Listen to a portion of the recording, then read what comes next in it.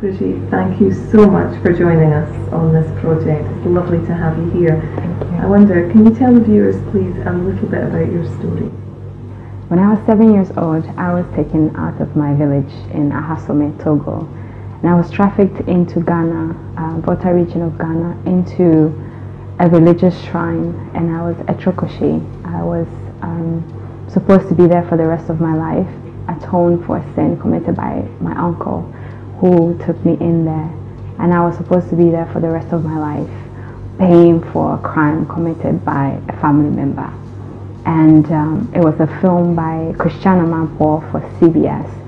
And Mr. Kenneth Perenyi saw the documentary and wanted to give me a better life. So he paid for my freedom, and I was liberated in '97. And I was taken into US to live with him, continue my education. And today I'm an associate producer with Refine Creative, and I just recently launched, narrated my story on a documentary called My Stolen Childhood. Going back on a journey to understand what happened to me as a child, and speaking with my parents to understand why I was given away, and to get answers to questions that I've had on my mind for years. And it is a remarkable documentary, and I would encourage our viewers to take time to hop onto YouTube where you can find it. Just pop your name in and you'll find the documentary. And in fact, you won an award for the very same documentary just yesterday evening in London, and as a result you've had about 3 hours sleep before hearing for the interview with me, so many congratulations. Thank you. Thank you so much. During our interview, of course, I had the privilege of hearing the whole story, and I also have the privilege of relaying a little bit more about your story in the book.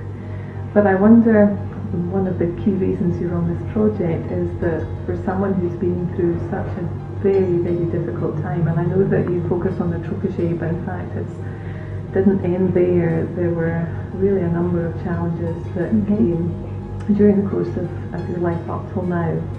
But you describe yourself as a thriver. Yes. And I would love to hear your definition of thriving, please. My definition of thriving is when I came across a Bible verse that says that God did not give us a spirit of fear, but of power, love, and sound mind. And so for me, it's living in that, knowing that I was born with great potential, and that I can make it in life, and I can be happy, and I can be free and live in freedom. So for me, thriving is coming to terms with the fact that I can't bear the weight of being sad anymore, of being resentful anymore, of being angry anymore, and that I want to be able to live my life to contribute back to society.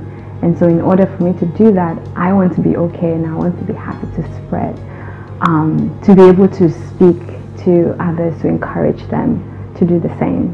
So, and I know, because we had a discussion right at the end of the interview, that you believe in fact that everyone has the right to thrive, to move from a state of fear or lack of belonging or anxiety, whatever it may be, to feeling like they're free of fear. Perhaps not always, but when they bump up against fear, that they have a mechanism to go to where they can be released from the fear again and live a life of potential. Yeah.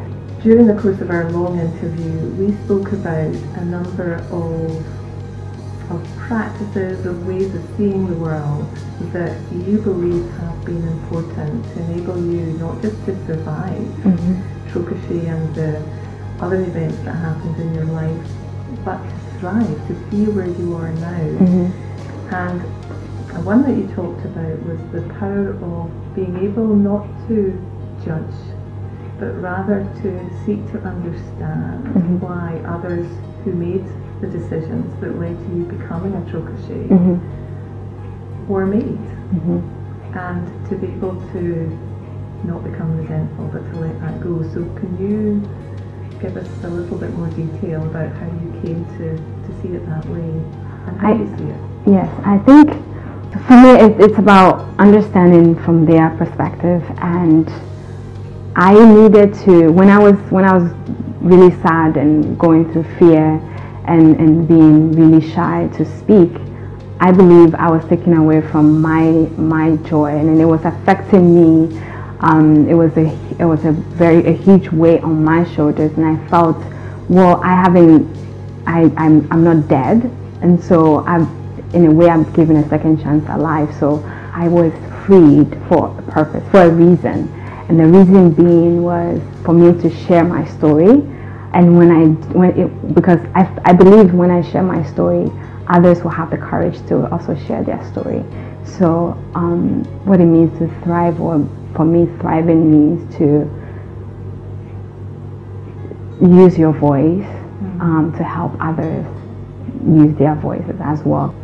So when I hear you talk about those two things, the power of understanding, and then the sense that you have a purpose and a meaning, what I hear you say is that being able to understand that those who made the decisions that they did that caused harm to you, being able to genuinely understand that those decisions appeared right to them because of the beliefs that they held at the time, yes, gives you the freedom to be able to accept them and release yourself from any resentment yes, that you might otherwise have. And I love the way that you put this idea of thriving, which is this sense that you take what you've been through, you find your voice, and you use that voice in a purposeful way that allows other people to feel the power of your story and be inspired by it. Yes, because the fact that I was silent for over 18 years, I know other people are out there who do not have the courage to share what they've gone through. And for me, sharing is healing. Narrating my story was very difficult. But what I realized was in the process, I'm a little bit more confident to share. I can go up to somebody in a room and start talking about my story, or start talking about this documentary that I narrated, and say, oh, what is it about? And I say, oh, it's actually my story. So I think for me, I want to contribute to that. I want to help or enable others to be able to share what they've gone through, or use their voice to help. Like we all need each other to thrive, and I believe I was given that opportunity, and I want to extend that same opportunity to other people. I love it. Brigitte, thank you so much for being on the project. It has been a privilege and a pleasure to spend the time that we spent together today. Thank you so much.